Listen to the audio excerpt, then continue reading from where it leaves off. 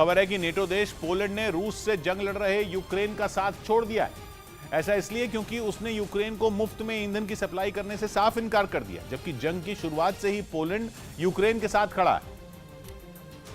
और नेटो के दूसरे देशों की तरह वो भी रूसी सेना को करारा जवाब देने के लिए उसे घातक और खतरनाक हथियारों की सप्लाई कर रहा है। कुछ रोज पहले ही पोलैंड ने यूक्रेन को T-72 Mi टैंकों की एक बड़ी खेप भेजी थी, जिनके साथ जेलेंस्की के सैनिकों ने युद्ध का अभ्यास भी किया था। इसका एक वीडियो भी जारी किया गया था, जिसमें यूक्रेन के सैनिक एक सुनसान इलाके में पोलैंड से मिले एक टैंक में तबाही मचाने वाले गोले भरते दिखाई दिए। इसके बाद उस टैंक को वहां से दूर ले जाया गया और फिर टारगेट पर निशाना साधकर गोला दाग दिया गया।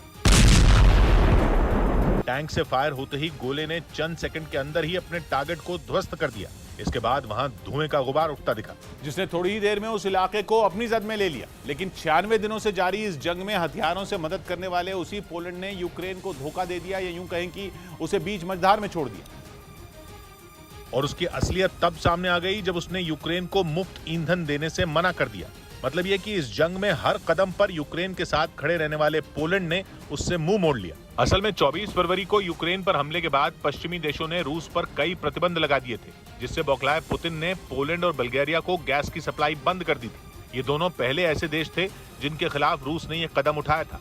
उस वक्त पोलैंड के पास ईंधन का पर्याप्त भंडार था और वो मदद के तौर पर यूक्रेन को गैस के साथ दूसरे ईंधन की सप्लाई भी कर रहा था। लेकिन दावा किया गया कि युद्ध के लंबा खिंचने से पोलैंड के पास ईंधन की कमी हो गई, जिसका एक बड़ा हिस्सा रूस से आता था।